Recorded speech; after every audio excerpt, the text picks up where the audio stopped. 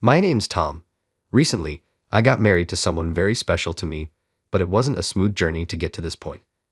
I'm planning to share the story of my wife and me in chronological order. My wife and I were both hired at the same company, both the same age, having both joined the company as college graduates. My wife's name is Margaret. Back then, we were just colleagues, and I used to casually call her Margaret. After our orientation, we ended up in the same department. We were both in sales, encouraging each other to do our best, grinding day in and day out. At the time, I had a girlfriend. We were getting along pretty well, I'd say. Then, in late April, I got a call from my buddy Joe. Joe is an old high school buddy of mine.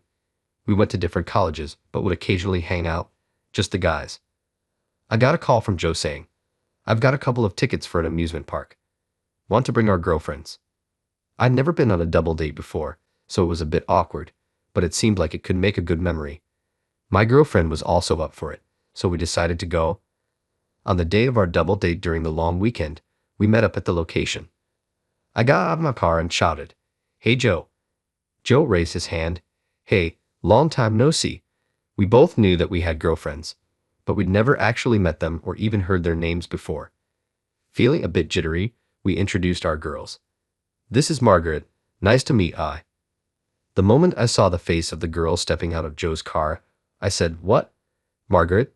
Tom, is that you?" We both looked at each other and couldn't help but laugh. Turns out, my buddy Joe's girlfriend was none other than my coworker Margaret. "No way. I knew you were in sales, but Tom and Margaret, you're at the same company." Joe was equally shocked and raised his voice. It was such a coincidence. All we could do was laugh, riding that wave of laughter. We all acted like kids running around an amusement park. Then, at lunchtime, they said they had something to tell me. Joe and Margaret were planning to get married in June. The wedding date was still up in the air, but they said once they'd saved up some cash, they'd like to have a wedding. So, come a lucky day in June, Joe and Margaret tied the knot. Margaret kept her last name. I heard that ever since they got married, Margaret's been making Joe's lunch every day. I was privy to all these lovey-dovey stories, but as for me, I got dumped by my girlfriend that fall. All ever since she heard Joe and Margaret were getting married, she'd been mulling over our future. I'd been thinking about it too, but what she said hit me hard. "I can't see a future with you." I asked if I'd done something wrong, but her response was vague, something like, "It just doesn't feel right." Let the past be the past, I thought, but it was a tough pill to swallow. Joe and Margaret were the ones who consoled and encouraged me. Despite being newlyweds, they'd invite me over and lift my spirits with some drinks. Best friends and coworkers, including myself, the three of us started hanging out more. Once Joe and Margaret got married, I thought this enjoyable dynamic would last forever. Then, a new year rolled around, and spring came along. It was the spring marking our second year at the company. One Monday, when work hours had already started, Margaret was nowhere to be found. "Is she unusually off work today?" Just as I was about to ask my boss that, my phone rang. It was an old high school buddy. "Sorry to bother you at work, but I just got a call from a friend." Without any pleasantries, he sounded rushed, but the next words from him left me in shock. Joe had an accident." It was a call to tell me that Joe had passed away this morning. "What? Joe, you're kidding me. What do you mean he's gone?" I was rattled. I couldn't believe what I was hearing. The accident happened last night. Joe was in the passenger seat of a friend's car, and an oncoming car, apparently a dozing driver, ran into the car Joe was in. He was rushed into emergency surgery but passed away in the early hours. I attended Joe's funeral. "Joe, why did it have to be you?" I couldn't stop the tears. The harsh reality was too much to take. Margaret held it together at first but broke down crying during the service. I couldn't bear to look at her like that, so I covered my face with a handkerchief, trying to stifle my sobs.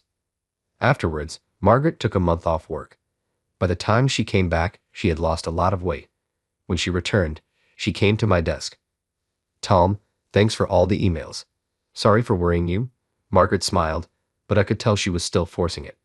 "Even I can't believe that Joe's gone. That's why I've been so worried about." During her time off, I had been sending her emails at night. "Are you eating properly? Getting good sleep in your bed?" That's all I could really ask in my mails. But Margaret told me she appreciated those messages. Being alone at night was tough for her. When she got home, the loneliness hit her hard, and she couldn't get anything down. When she got an email from me, it made her think that she had to at least try to live a normal life. Even if it was just one sandwich, she managed to eat it. Seeing Margaret like that, I couldn't bring myself to say, "I hope you get better soon." All I could do to make her feel even a little bit better was to invite her out for dinner after work. I've tried a couple of times with colleagues who are also worried about her, but she declined, saying she's not up for it yet. But we kept asking her, and eventually, she accepted our invitation. Her appetite was small, but seeing Margaret say the food was good and actually eating a little made me feel somewhat relieved. On our way back from dinner, as we live in the same direction, Margaret and I walked down the night streets together. Then, Margaret started talking about Joe. He's in the cemetery now, and all that's left at home is his portrait. I'm really alone now. Margaret started to cry, her tears flowing freely. All I could do for her was offer her my handkerchief and rub her back. Her sorrow from losing Joe is beyond my own. With that thought, I found myself at a loss for words. "I'm sorry. Thank you." Margaret had been crying for a while, but she said that and started walking again. I had initially planned to only walk her part of the way home, but I couldn't bear to let her walk alone in her current state, so I ended up walking her all the way to her house. There, I lit a candle in memory of Joe. Pictures from the funeral, along with cheerful photos of Margaret and Joe, adorned the room. Seeing that, I couldn't hold back my tears either. "I'm sorry for crying when I should be the one encouraging you." My words got choked up in tears. It's too soon, isn't it? We had so much more ahead of us. It's frustrating, but I bet Joe is the most frustrated of all. Margaret said, as she wiped away her tears. "But I have to keep going or else Joe would worry," she shared. Even though she might not be fully ready yet, she's trying to cheer up a little bit at a time. I wondered what I could do for Margaret. All I can do is listen to her and take her out to eat. That felt so inadequate. Margaret had said that she finds it easier to cope while working, but it seemed like she was putting on a brave face. Yet, she managed to get through the first anniversary of Joe's passing. While she still had her down moments, Margaret was slowly getting her spirits back. During this time, the support from everyone remained unchanged. A few of us from work kept inviting her out to dinner after work. I continued to walk Margaret back to her house. On days when we got home early, I would light a candle in memory of Joe. One day, while I was walking Margaret back to her house, she asked, "Why do you always walk me home?" "I don't want you to be in danger if something happens on the way home. There are dark streets. Besides, if something happened to Margaret, Joe would be furious. I don't care if it's none of my business, but I have to protect you, whom Joe cherished so much. Otherwise, he's going to get mad at me in my dreams about what I'm doing." I said all this with a bit of a chuckle to lighten the mood. Margaret said, "Thanks," and she laughed. Time passed, and we reached the third anniversary of Joe's passing. Both Margaret and I were more involved in our work than ever. On exhausting days, we continued to unwind by going out to dinner with some coworkers. Then one day, as I was walking Margaret home again, she said she had a small favor to ask. "You see, the light bulbs in my foyer and dressing room have gone out. I tried standing on a step stool, but I just can't reach. Could you help?" To Margaret, who seemed a bit embarrassed to ask, I cheerfully replied, "Sure thing, no big deal. Don't sweat the small stuff." I added, and Margaret smiled as if she were really pleased. Once inside her house, I replaced the light bulbs for her. "Thanks so much. It's surprising how much you're needed, Paul," Margaret said. I joked, "Well, good thing I could reach the ceiling. Otherwise, that would have been embarrassing, huh?" Margaret laughed and said, "Funny thing is, when Joe changed a light bulb in another room, he was barely reaching it, trembling all the while." I laughed back, "Ha! Well, I'm way taller than him. Yeah, this ceiling would be a stretch for Joe." Margaret suddenly burst out laughing. I stepped down from the step stool, folded it up, and handed it over to her. But just then, our fingers lightly touched, and our eyes met unexpectedly. The laughter that filled the air between us abruptly ceased. However, I looked away and acted as if I felt nothing. That's when Margaret softly said, "Hey, why are you so kind?" Hearing that, our eyes met again. For a split second, I felt my heart skip a beat, but I said nothing and just looked at Margaret. "You're always encouraging me, and you're always concerned. You're too kind. I might get the wrong idea." Margaret spoke slowly. Once again, I felt my heart flutter. But then she said, "Just kidding. Sorry, forget it. Geez, maybe I'm a little tipsy today," and went on to put away the step stool as if nothing had happened. However, I found myself chasing after her, and before I knew it, I was hugging her from behind. A moment of silence passed. I could feel the warmth radiating from Margaret in my arms. Then it hit me, the feeling that I wanted to protect Margaret was there, and it wasn't just as a coworker or as a friend's wife. I was falling for Margaret. But the moment I realized this, my buddy Joe's face flashed through my mind. So I loosened my arms that were wrapped around her. Sorry, I'm going to be a little tipsy too. I apologized to Margaret. Margaret shook her head, saying no, and turned towards me. A tear was visible in her eye. I lifted my gaze slightly, and it landed on Joe's framed photo. Without a word, I walked up to the photo and lit a candle in my heart. I whispered, "Sorry, Joe," unable to say anything else. Then I told Margaret, "See you at work tomorrow," and left her house. The next day at the office, Margaret and I acted as if nothing had happened. But from that day on, every time our eyes met, it felt as if we were swallowing something. I suspected Margaret felt the same way.